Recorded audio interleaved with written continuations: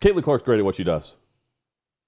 She doesn't deserve to be stalked. And I wonder if Angel Reese is blaming Caitlin Clark fans again for what's happened to Caitlin Clark, where if you've seen it, it happened earlier this week. There's a man charged with, on Tuesday, charged with repeated harassment that makes a reasonable person feel terrorized. That would be Caitlin Clark.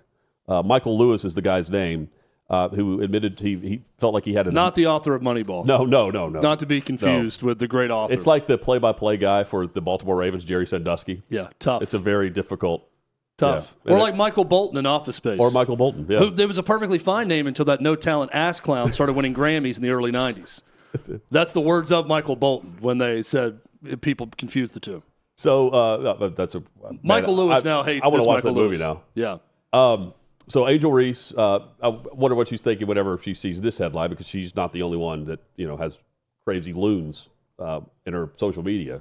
Caitlin Clark certainly does it. It's a guy named Michael Lewis, who's now in jail after he says he had an imaginary relationship with Caitlin Clark. And on Tuesday, whenever he's charged in court, well, he more or less said, "Hey, you probably should just keep me here."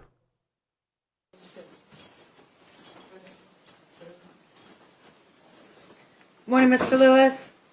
Guilty as No. charged. Sir, this is initial hearing. Oh. We are not. Did you something to Stacy? You have a right to remain silent, and I expect you to exercise that. Okay, this is just telling you what the charges are. You do not listen. I'll give you a chance to talk. It's not your Throw time. me the bookie. Stop talking. Yeah, crazy. Yeah, that dude looks like Jason Kelsey in 25 years if life was really rough on him. That's all I could think about the entire time he was walking in. Even like the facial expressions he was making were a little bit Jason Kelsey-like. That's not to say Jason Kelsey's ever going to turn into this. We love Jason Kelsey. Love his wife, Kylie Kelsey, who's got a great podcast too and is very funny. Jason reps both Smokey. Both great people. Yeah, we love Jason Kelsey. Yeah. But there was some Jason Kelsey similarities physically there. Yeah. If Jason Kelly had a really rough go for the next 25 years. That's a good pull. I don't understand how people like this can get bail. He's got $50,000 bail. It's like he's crazy. Yeah. And he has to stay away from Caitlin Clark. He can't go to the arena. Like, okay, that makes sense. Maybe more than that for this guy. I mean, what else is there to say? This is no matter the player, no matter the situation. I don't really know. I'm not in the criminal justice system. I'm not in the mental health field or anything like that. But how we handle clearly mentally ill people like this, yeah, in America, if there's any bail, that's not the way to handle it. I'm with you. There's got to be a different way. I'm not saying... It's just a routine charge, so you know... Yeah, I'm not saying we turn it into like Batman, where every insane person is in Arkham, and there's the chance they could break out and just terrorize a city or a country at any point. But there's got to be a better route than setting bail for this guy. Well, because he's admitting there. He's guilty as charged, and I mean, he's just crazy. Well, he's also, to me, kind of calling a shot. Like, if I get out again, now I know my time is limited, so I'm going after her. That's what you're allowing back into the public sphere. Well, I mean, he was messaging her saying, I've been driving around your house. Don't call the cops yet. Again, at no point do we want it to happen to anybody. No. That makes that simple. Clear and easy to say that. I wonder what, and this is really sad that I even have to ask this question, but I do. I wonder what percentage of famous women have had a stalker or multiple stalkers in their lifetime. A lot of them that may go unreported. Yeah, I mean, some have been reported. You mean like through social media, even. Yeah, even like social media influencers now that are very popular. Like some, not maybe not. I don't know that there's a lot to this level of stalking we're talking about, but like some level of harassment that does not end from a man. Yeah, I mean, 90%. Probably higher than that. I mean, that's the sad thing about all this. Now, this goes past the bounds of all of that, but just bad situation. Yeah. And I don't want to see him have any chance at freedom, especially right now, until he's somewhat rehabilitated for the risk of her safety or someone else's. Yeah, I mean, and again, like he's he's not allowed to go to the arena. He's messaging her about that. Good job by Indiana Fever and anyone that's security around the arena. Was he fired from his job like the Eagles fan? That's my next question. Does he still have employment? I don't know. Maybe he doesn't. He says he lives out of his car. Maybe that Eagles fan got treated worse than this guy. His license is in Texas, but he says he lives in his car. I mean, yeah, hopefully he gets help and hopefully he doesn't get out. That video was a video of a man with nothing to lose. I don't think a man like that needs to be set free for any amount of money until you can figure out everything that's going on. Chad, what do you make of the two ideas that are across college football right now? One's from the old ball coach, and one's from an analyst who I believe makes a smart point. There's one. I'm assuming you're going to say one dumb point, one smart point here. Yeah, I think we should lay it out first with what's being said. So let's start with Steve Spurrier and his thoughts, which are very similar to our Davey Hudson's, on how we can somehow remedy bad games in the playoff or help with the college football playoff. Here's what Steve Spurrier had to say. But look, I just want to get rid of the byes, get rid of I personally want to get rid of home field. I don't believe that that's the way you decide a college football champion. I agree. You should have to go play, and not only that, but the way the bowls have been so good to college football, you should have a game in the Citrus Bowl and maybe the Outback Bowl and whatever. I mean, that to me would be a better system to do it. Yeah, I agree. They should do that, and I'd also be in favor of playing some of those late games at an indoor stadium if you're going to play up north. Yep. But obviously at Buffalo yesterday it was 30 degrees, but it didn't help but laugh anybody. when he's talking. You could catch You kind of forgot snowy, how cold it was. Yeah. A windy, snowy day. You could catch one of those. Yep. I love Steve Spurrier so much, but I can't not laugh when he's talking. It's hard to take him serious on anything just to deliver. Yeah, I think maybe, a good old indoor stadium is what we need up there in the north for some of them, later games out there. I think that'd be a good, solid solution. Never saw him bundled up all that much. Another guy on this show with a southern accent feels the same way about playing everything indoor and controlling the climate to stop the chaos of those temperatures that I knew hundreds of Tennessee fans, nay, thousands, that braved the cold in Columbus and were just fine. They were cold, and that game had no effect on them or the players on the field. It was just cold, and Tennessee just got their ass whipped, which had nothing to do with the cold, and I would say the same about the other games as well. But Joel Klatt, and I'm going to get back to Steve Spurrier on this also. Okay. Joel Klatt, he's got an idea that I think has some merit, and what could happen if this idea was instituted with the Army-Navy game could have a big benefit to the college football playoff. Here's Joel Klatt on his show. Well, first of all, I don't think that we should take a week off. And I don't think that we should have Army-Navy right after the conference championship games. I believe that the Army-Navy game is one of the most special events that we have in our country. It's one of the great football games on the planet. And it's getting pinched where it's at. I know it's the traditional time frame and point of season, but think about it. Army and Navy are now in a conference, and yet their game doesn't have any bearing on whether they're going to the conference championship game or not, which we just saw this year with Navy. And then they've got to play that game, which is going to mean everything to them and should. Because, again, in a lot of ways, outside of the Rose Bowl, it's the most historic college football game that we have. So what do we do with Army-Navy? It's getting pinched by the Heisman. It's getting pinched by the playoff. We now play a bowl game on the same day. It's not in the right spot. Army-Navy needs to start the football season. Week 0 of football. And mind you, I didn't say college, and I didn't say the NFL. It's because it's both. Army-Navy is the national anthem to our sport and to the fall. Yeah, it's very well said by Joel Klatt. I would also add this. I'm a traditionalist. I like that Army-Navy is kind of a holiday time tradition. Yeah. I like that it's in early December and the cold weather and all of that. So I'm not in love with the idea of playing Army-Navy when it's 100 degrees outside. Right. Another thing that could be cured, by the way, maybe move the early season games also indoors to make sure the weather's perfect. I'm not for Army-Navy being played in 100-degree heat early in the year. But I do like when it has its own window. And look, it doesn't have to be a whole day. Like he's talking about, you got the Heisman at night, you got a bowl game, and I get all that. I don't want any games played up against it in college football. But if you told me now that week 0 is going to be some game in Ireland that's between two pretty good teams, and then you've got Army-Navy, maybe the Ireland game is late afternoon, evening, Army-Navy earlier. I like that opener to the college football season. But Hutton, the biggest benefit to that to me is what Joel was hinting on at the beginning of it. Knock these college football playoff games up earlier.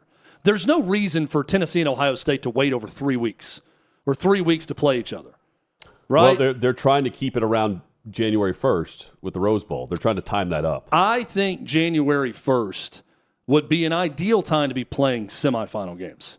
Well, as long as the Rose Bowl has that contract, though. Right. That's the now, problem. Joel Klatt wants the college football national championship game to be played in the Rose Bowl every year. That would be a pretty nice compromise to the Rose Bowl, I would think. If you did away with a New Year's Day game, or maybe still had one, but also a week later hosted a national championship game.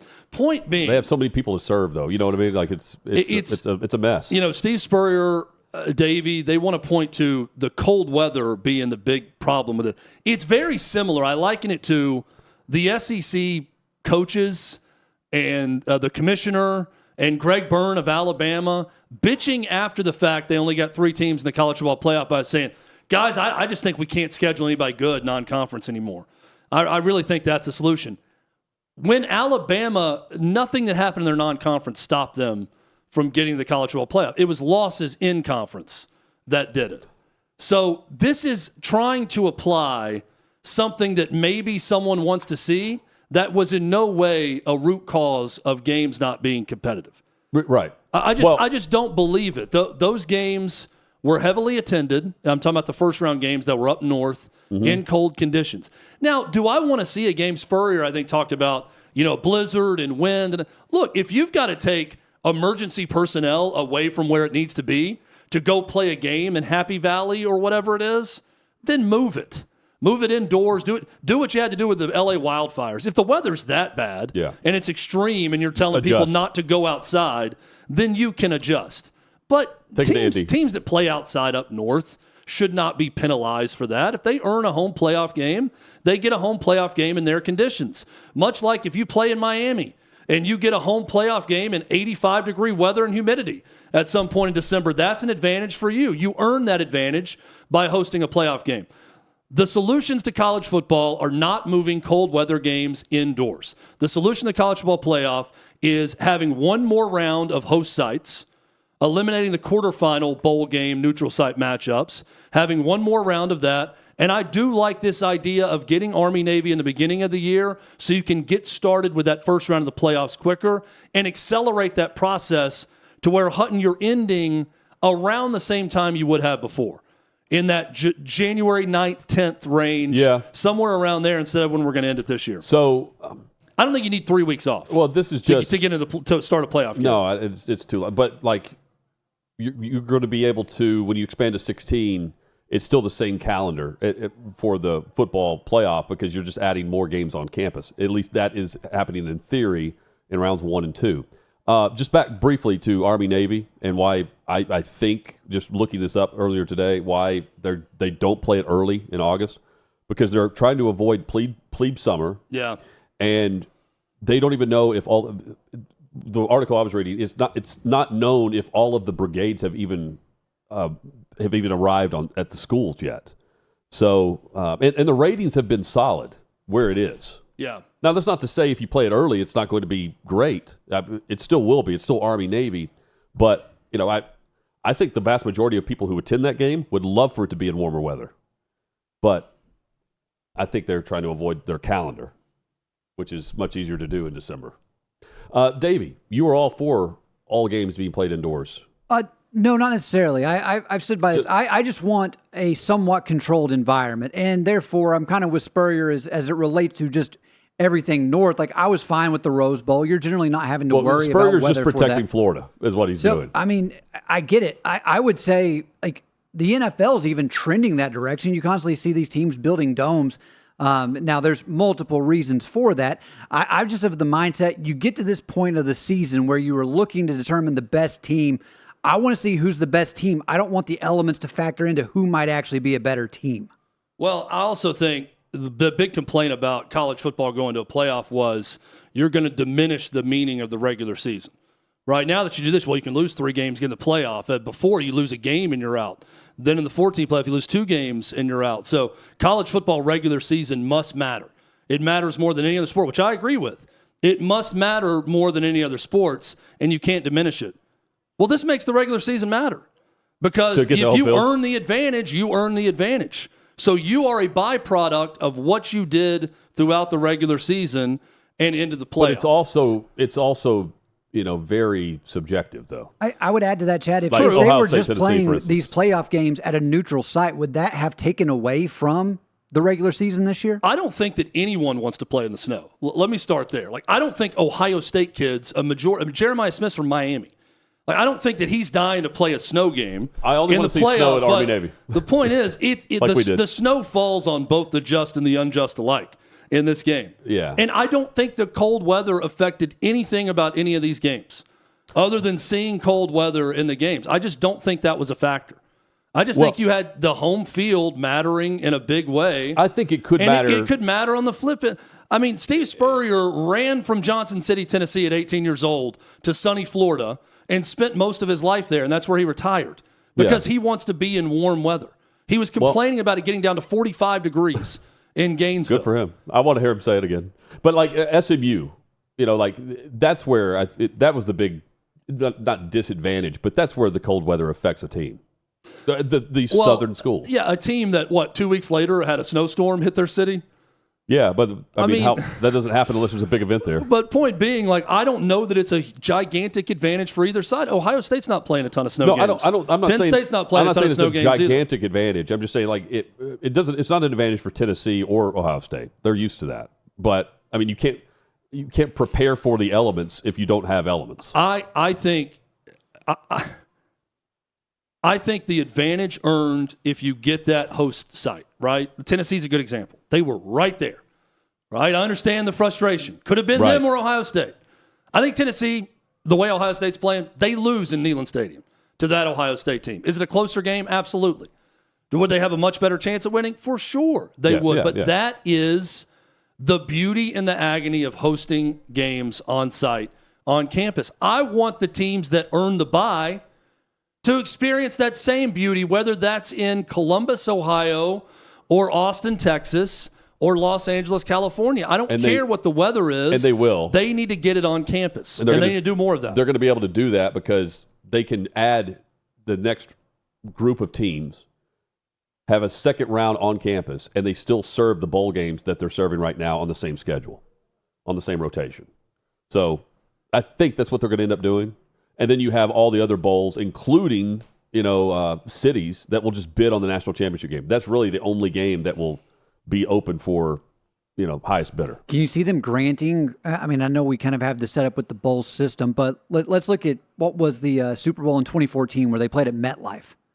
Right. The NFL just for building the stadium. The next morning there was a snowstorm because I tried to get out of New York, New Jersey. But the NFL's not gone rough. back to a cold environment like that where it's outdoors. Outdoors. But the big discussion now will be what happens in Buffalo when they build this stadium in Buffalo. Will they play a Super Bowl there? Because the NFL doesn't want to go there. No, they haven't even been back to Dallas since the ice storm for a Super Bowl. They didn't go back to Jerry's World.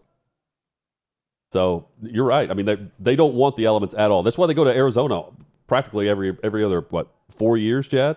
How many times have we been to Arizona? Well, and again, that's a championship game. That's why the college football championship game is played in a controlled environment.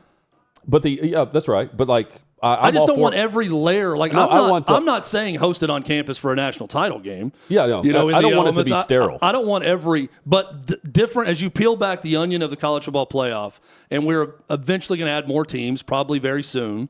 I think so. I think each layer of that onion should look and taste different.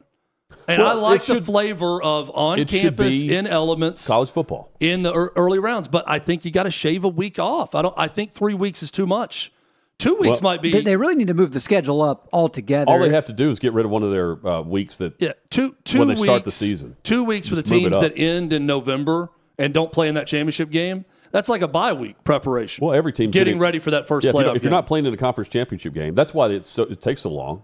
3 weeks is counting the conference championship game that a lot of the teams aren't playing. And why are the bowls so unpredictable? It's because they take over a month off in some cases to play them. And the players aren't playing. Right. Now sometimes. players, but even before that, when everybody played, it was who's going to show up, who took the bowl preparation seriously, who didn't. I mean, you don't know that until you get to the game. Who was out on Broadway until 1:45? I mean, look, there's a reason, to Davey and Steve Spurrier's point, of course, there's a reason you control the environment in a championship game setting. And there's a reason they're controlling the environment in a semifinal in championship game setting, and right now in the quarterfinals as well. But there also should be an advantage to those teams that host a game, and I'm all for that. And I think the more sterile it gets, and we'll see if this is really a trend or just an outlier, I don't think it adds to the television viewing experience, quite frankly. As you play more and more games in seemingly the same venue, where every stadium looks exactly the same. Yeah, it does. These have been very bad ratings for college football in this playoff.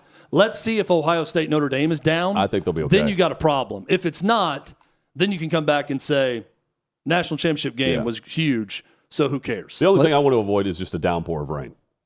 That's that too. That sucks. No, we're assuming snow. It could also be 36 degrees and rain. And I'll admit that if I had one thing to change about the college football playoff, it would not be this argument we've been having about the climate control. No. There are other issues, and as we were talking with Coach Clark Lee yesterday, you look at it, every single home team won in the first round, and then every single team that had a bye lost in the second round.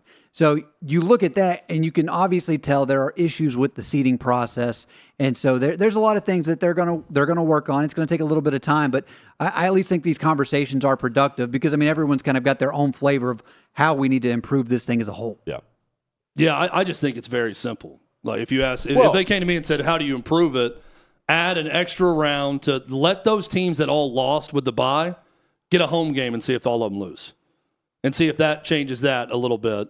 Yeah. And then go in a controlled environment when you get down to 4 teams and then play the national championship game in a controlled environment where weather will never be a factor. But they're going to also give this another chance, right? Like next year is going to be exactly the same. And if all of this happens again, what you're saying, Davey, that the long bye and the road game to start affects everyone, not one road game team wins, and then all the teams to bye lose again, then we could absolutely come back and say, all right, we're 2 for 2. Where every game lined up the same way. So you might want to change something here because there's clearly a huge advantage to that team that hosts in the first round, right? Yeah, I mean, if it happens again next year, which I think they should change anyways. Yeah, and the seeds too. I mean, a lot of the teams that were on the road will be hosting games potentially if they change the seeding of this. The Cowboys continue their head coaching search with interviews scheduled with Kellen Moore, Robert Saleh, Leslie Frazier. And dialogue continues with Deion Sanders to the point where Ed Werder reports that Deion would almost certainly, is how he phrases this, almost certainly accept the job if Jerry's offering it to him. And Werder adds that Jerry Jones is enamored with the idea of Deion Sanders becoming the next head coach of the Dallas Cowboys. Ironic here because it's Ed Werder reporting this, and it's after game number 1 against TCU 2 years ago, or a year and a half ago now. It is Deion Sanders asked, "Do you believe? Do you believe?" And Ed's going, "Believe in what? Maybe we should believe in the fact that he's going to be the head coach of the Dallas Cowboys." There are plenty of ways to break this down. Chad, I would say break it down from the area of, is Deion ready for the NFL? To why the sudden change on wanting to stay at Colorado to now, he's going to accept it if Jerry offers it. But the question about would he and Jerry Jones be able to work together seems to be one of the most discussed topics right now. And I don't find it that difficult to see how, at least early on, I think it would be a smooth transition here, smooth sailing from that perspective. I believe Deion and Jerry Jones can coexist due to a few main reasons here. Early on, I think Jerry will over-collaborate. He's going to let Deion do his thing.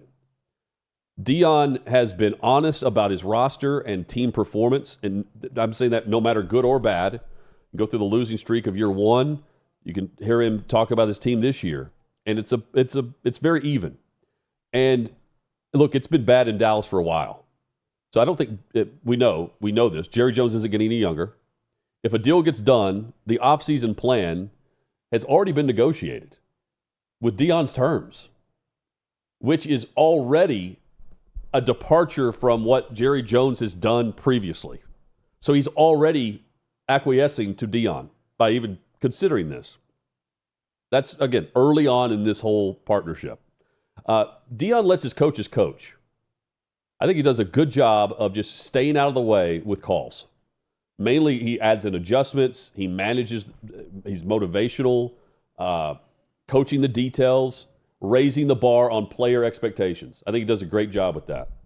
And finally, I think it's important to note, because these talks and the decision, it has not been rushed. I don't feel like this is just some game, like some dumb decision out of the middle of nowhere. I guess I'm a bit surprised by it, but it has been very professional. Same goes for how Sanders has handled Shadour's draft process to this point. So I will say, I do find one thing odd about the whole thing, Jad, this whole concept, is Jerry Jones's 180-degree approach to his head coach. He doesn't want Bill Belichick, but he wants Deion. You know, there's got to be more to the Belichick story, because the whole thing was Belichick wants to come in and he wants to control everything, and they can't do that. Well, Deion's going to want to do the same thing. And Jerry Jones is going to want to do the same thing. You know, Brady called Bill Belichick up, but apparently Jones hasn't.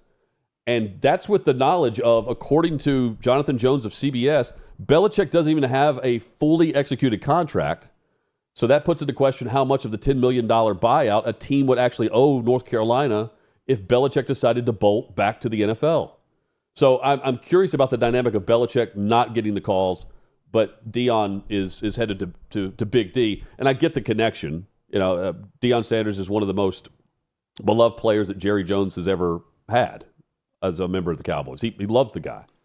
But, I mean, in terms of just full control, I don't think Deion has full control. Jerry Jones is the owner of the team. But I think Jerry Jones will acquiesce a lot, given the fact that they're continuing to stay in contact. And among these names we're hearing, Deion's the only one that's going to get anything close to this from the owner in Dallas, and the general manager in Dallas, for that matter. Yeah, I don't know how good of an NFL coach Deion Sanders would be, but I have no reservations about him working with Jerry Jones, given their history. I'm with you. I think that could work. And I'm going. They could have a good working relationship. I'm changing my stance on it, because I've been thinking about it. Like I said, there's only one star in Dallas. There can't be two. It's almost like a combined deal. Mm-hmm. You know, like it'll be like the tag team. You know, Macho Man and Hulk Hogan. Yeah. The New Age Outlaws. Yes, at least early on. You know, eventually probably the badass Billy Gunn and the outlaw Jesse James. The road dog Jesse James, sorry. The New Age Outlaws. That's Jerry Jones and Deion Sanders if they were a tag team. The Belichick thing is fascinating, because this probably 15 years ago, I think, is when everyone started hearing the term MOU, Memorandum of Understanding. Because it was always thought of as a contract. They've signed a contract with the school. And then in the coaching world, it's, well, he's got an MOU, which is sort of like the bar napkin version of a contract. It's just much smaller. Here's the agreement. Here's the outline of it. You sign it. We sign it. We have a contract. But it's not the fully executed contract. It's an MOU. Well, now with Bill Belichick, Jonathan Jones of CBS reporting, he doesn't even have an MOU. He's got a term sheet, which is... From what I can tell, nothing. A term sheet is a document that outlines the main terms and conditions of a potential business agreement. Potential agreement. Here is what we're going to go ahead and have a press conference. You sign this, I sign this. Here is our potential agreement. It's not even, there's term sheet, there's MOU, there's contract. Yeah. We're not even the MOU status with Bill Belichick. It's often the first documented evidence of a possible acquisition. The best part of this whole saga with Bill Belichick, of the will he, won't he stay at North Carolina or go to the Cowboys or another NFL job, is Mike Lombardi, who's been hired to be the general manager of North Carolina, just going out and having to attempt to squash every single report that's out there. You know, the latest report about the term sheet and not signing a contract, Lombardi reposts that and says, Bill is recruiting in D.C. today and Baltimore tomorrow. His focus is on North Carolina football, hiring staff members, and developing this team. The NFL isn't an option, so please stop making it one. Thank you. That was Mike Lombardi. This is the best. Before that, the story, Hutton, was, if you remember, the news cycle's so fast, Bill Belichick's North Carolina staff is slow to take shape, which is making for plenty of frayed nerves in Chapel Hill. The natives are restless. Yes, they Maybe are. he's not completely committed. To which Mike Lombardi fires back, we are not slow, just being diligent. Hired these people. We are not slow. Hired 3 people on Sunday. No one is nervous other than this erroneous report, a completely fabricated story. Thank you. I love how he ends every post with thank you. Very courteous, very polite of Mike Lombardi. Very businesslike. I'm not sold that he's going to stay at North Carolina right now. Let me read the tea leaves on what's being reported. I'm not willing to say with 100% certainty he is definitely going to be the North Carolina coach this upcoming season. I just don't understand why, if you had the opportunity to get him when you did, why you wait for him to take another job. And I don't understand know what why, I mean? if you had any inkling that you were going to be an NFL coach I don't and think he wanted did. to do that, I don't think anyone reached out to him. that you would do it. I don't think anyone reached out to him. You know, because I assumed whenever he had that first visit with North Carolina that it was just to kind of shake the tree a little bit, to let everyone know, hey, I'm ready to start talking. If you want to call him, and I don't think anyone And called. then he got crickets back. I don't get it. I don't understand it. Odd Now, story. Going back to Deion, he is on with Keyshawn Johnson here, and he's asked about the style or the type of coach that Deion would want Shador to play under in the NFL. And this is it's interesting now how Deion answered this question. This was during the time where he was saying, I don't want to coach in the NFL. I want to stay. I want to coach college football because I can be more impactful with kids' lives and college age students and what they're doing and try to make a difference. I don't want to coach guys who aren't going to give their all and they're just in it for the money. I don't want to do that. So I'm staying in college. And he answered this question in a very, I thought, a very honest but peculiar way, because think about who he's describing here as the coach he would want Shador to play under. I'm not going to give you reason. I give you understanding. Give me understanding. Somebody that can handle the quarterback that he is. Somebody that can handle understanding that what he's capable of. Someone that has had success in the past handling quarterbacks, or someone in an organization understands what they're doing. Not just throwing you out there amongst the wolves if you don't have the support in the infrastructure of the team. Forget the line. He's played with lines that hadn't been great, but he's been able to do his thing. But just the infrastructure of the team and the direction of where we're going.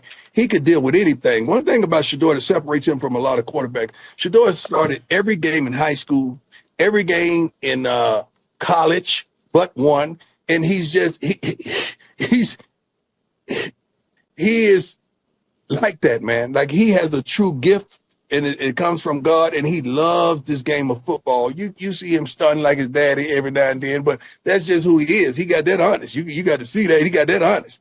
But this kid loves this game, and he has an insatiable appetite to win. And I want somebody to be able to propel him to the next level as well. You know, not just getting drafted by a team, because we ain't having it.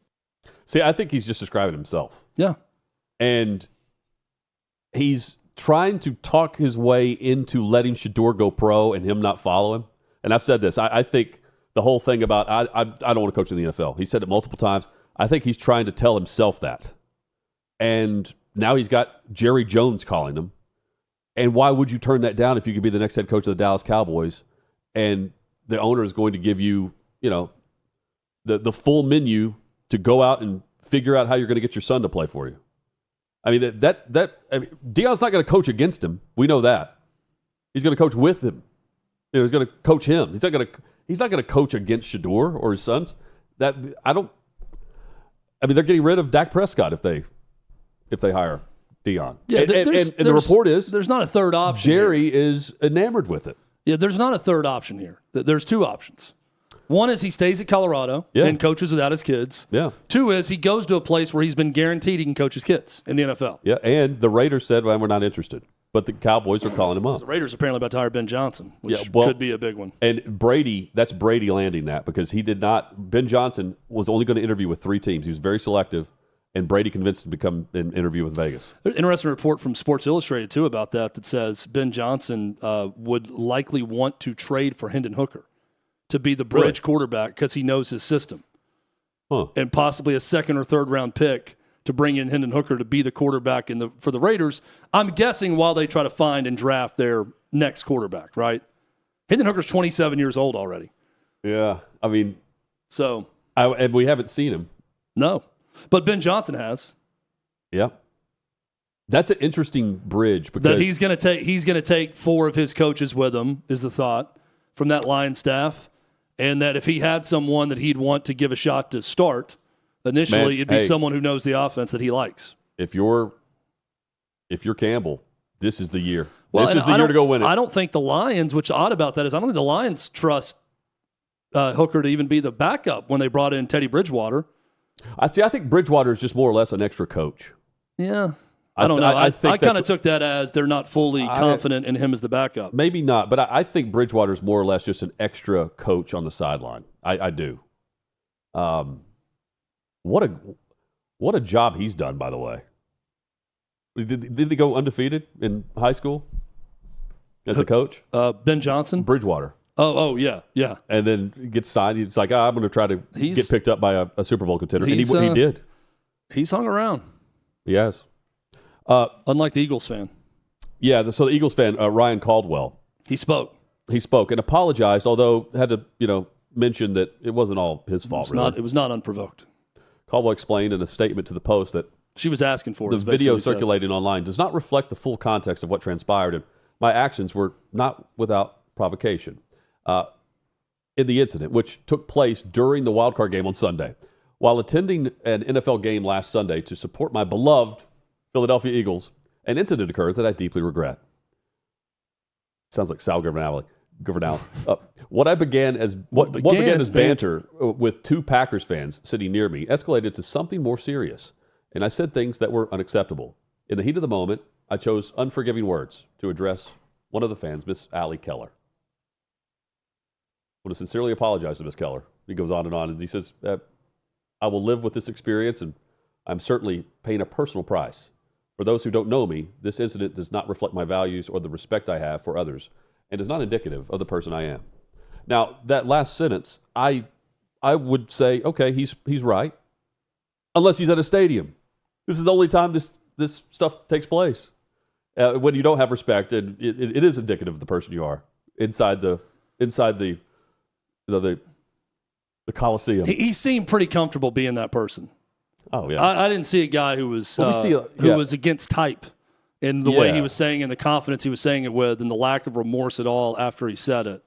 And this whole without provocation thing. Okay, great. There's banter back and forth beforehand. What was it?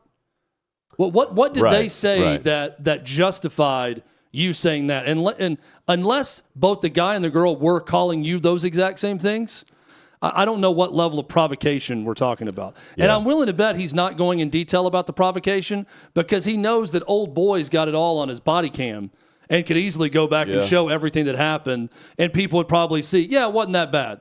It was 2 people talking trash about a spot of a ball, which was clearly the deal, on a review, and then he goes that far. And no matter what, I mean, he mentioned like it's changed everything. I mean, he's doesn't have a job. He lost his job. I mean, I'm guessing the guy, based on the video that that's got millions of views now, did some sort of like jerk-off motion as the guy was talking trash to him and Kenny the girl Powers, about it. The Kenny Powers song. Yeah, he sort of did that motion that we've seen Kenny Powers do many times. That's what I guess is the provocation. Work drugs. Yeah, don't do that. That's like a horns down to that guy, apparently. Yeah, pretty much. You just lose your mind at that point. You can say whatever you want. Yeah, I mean, you'll see it here. But like, I'm thinking to myself, like, the person, even if it was him that wrote that apology, when he stated this, it doesn't come across right here as the same person. Again, it's people go in there and lose their minds for some reason. I'm guessing she probably did that motion kind of in his direction, maybe, or something like that. He called her a because dumb, she's also putting the hand up when he starts talking. Yeah, initially to her. Yeah, I mean, the whole thing is just. I just hope people watch this and think before they go this far. They will think about it, and then it happens in the moment, and they lose control. I don't get it. They see red, like Robert Downey Jr. in Due Date when he spits on the dog. Yes. Just saw red. Just saw red. Has no idea what happened after that.